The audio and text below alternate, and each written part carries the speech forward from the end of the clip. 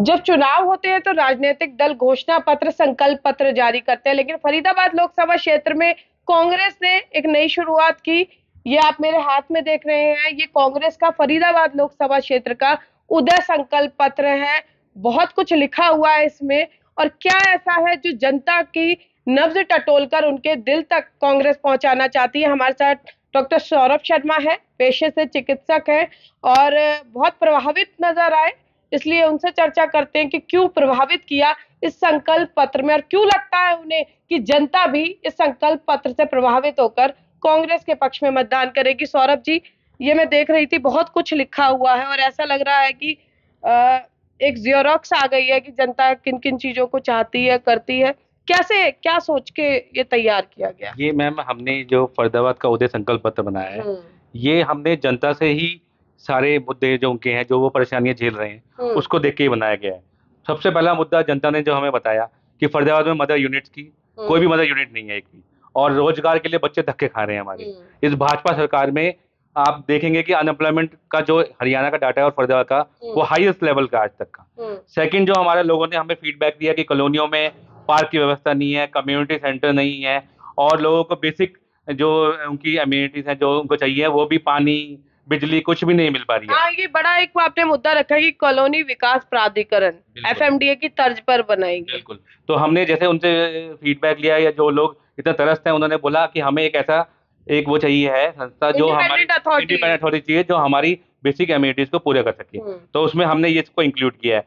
Second, हमारा यहाँ पे हम जो लोगों की कमी है, अंतर्राष्ट्रीय यूनिवर्सिटी नहीं है यहाँ पे।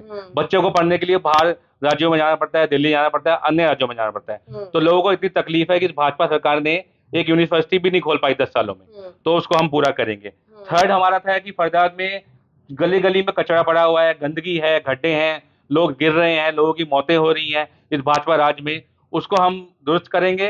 फरीदाबाद को कचरा मुक्त करेंगे, रोड्स की को हम दोबारा बनाएंगे, गड्ढा मुक्त करेंगे और सफाई रखेंगे। पॉल्यूशन पे कुछ सोचा है? पॉल्यूशन में मैम हमारा बहुत इंपॉर्टेंट पॉइंट है कि फरीदाबाद में हमारा ये टारगेट है, महेंद्र प्रताप जी से हमने डिस्कस किया कि आने वाले 5 सालों में हम फरीदाबाद में 50% गाड़ियां ईवी की रखेंगे, ईवी की गाड़ियां होंगी। उसके लिए हम हर सेक्टर में एक ईवी स्टेशन खोलने जा रहे हैं, हर मार्केट में एक ईवी स्टेशन खुलेगा। वो बहुत इंपॉर्टेंट मुद्दा है। और आप जैसे देख सकते हैं कि मोहना पे इस समय 45 डिग्रीज में, कि इतनी गर्मी में लोग, वहाँ के किसान रोड पे बैठे हुए हैं, धक्के खा रहे हैं, इतनी बुरी उनकी हालत है। उस कट को हम, उस उनके जो मेन पॉइंट है कि वहाँ पे उनको उस जगह पे कट मिले, उसको हम देंगे।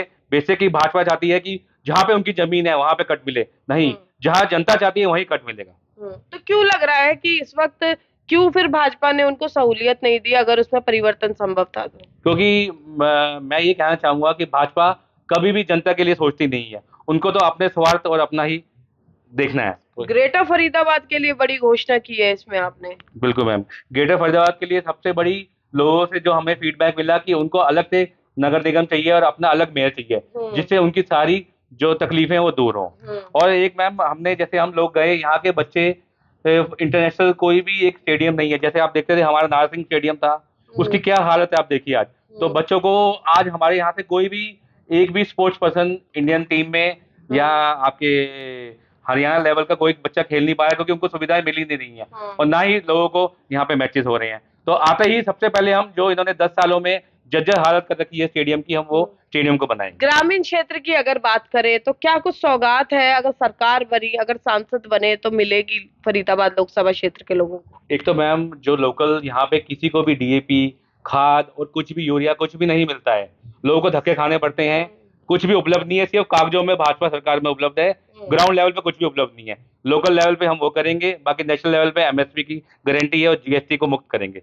सौरभ जी, इसमें आपने लिखा हुआ है कि अधिकारियों की जवाबदेही तय करेंगे, जबकि हम अमूमन देखते हैं सरकारें बदल जाती है, अधिकारी वही होते हैं, कार्यशैली वही होती है, तो ये दावा कैसे कर सकते हैं आप, कैसे शिकंजा कसेंगे? बिल्कुल मैम, ये आप एक कानून में एक प्रावधान है इसका कि जो भी हमारी है अकाउंटेबिलिटी एक अधिकारी की उसमें हो, क्योंकि आप देख रहे हो इतनी मौतें हो रही हैं गड्ढों में, सीवर से मरने से इस भाजपा राज में। तो हम आएंगे तो जरूर इस पे हम एक कानून लाएंगे और उसको हम पारित करेंगे। यानी अधिकारी गलत करेंगे तो जवाब देने के लिए तैयार रहे। बिल्कुल बिल्कुल। सौरभ जी, आपने इतने तमाम इस संकल्प पत्र में, बहुत लंबा चौड़ा ये संकल्प पत्र है फरीदाबाद की समस्याओं को लेकर, समाधान को लेकर, लेकिन भाजपा प्रत्याशी लगातार कह रहे हैं कि वो अपने भाषणों में बता क्या रहे हैं, 10 साल की उपलब्धियां और विकास ही तो बता रहे हैं। आप कह रहे हैं विकास नहीं हुआ, तो फिर अंतर क्यों? 10 साल में हमारे माननीय जो सांसद हैं अभी, उन्होंने एक भी ऐसा काम बता दें जो उन्होंने इन 10 सालों में फरीदाबाद की जनता को दिया हो। एक भी काम नहीं हुआ है, तो बिल्कुल कंप्लीट फेलियर है उनका। आप लोग ये भी प्रचारित कर रहे हैं कि एंटी इनकम्बेंसी है, वो कह रहे हैं कि जीत का अंतर बढ़ेगा। नहीं मैम, मैं जैसे हम लोग गए इस उदय संकल्प पत्र के लिए, तो लोगों के अंदर इतना आक्रोश था कि वो इतने आक्रोशित थे कि हमें 10 सालों में कुछ मिला ही नहीं और बद से बदतर हालत होगी हमारी। तो इस बार जरूर बदलाव होगा। तो क्या कहना चाहेंगे संकल्प पत्र को लेकर लोगों को? बिल्कुल, मैं सबसे रिक्वेस्ट करना चाहूंगा कि आप जरूर एक बार हमारे उदय संकल्प पत्र की तरफ जरूर देखें, उसको पढ़ें और समझ के जरूर हमारा सपोर्ट करें, और आने वाला समय लोगों के लिए ही होगा। देखिए, फरीदाबाद लोकसभा क्षेत्र में कांग्रेस ने कोशिश की फरीदाबाद के लोगों की समस्याओं को इस संकल्प पत्र में समाहित करने की और लोगों को अपने पक्ष में मतदान करने के लिए, ताकि उनकी समस्याओं का निदान हो सके। हालांकि परिणाम 4 जून को होगा।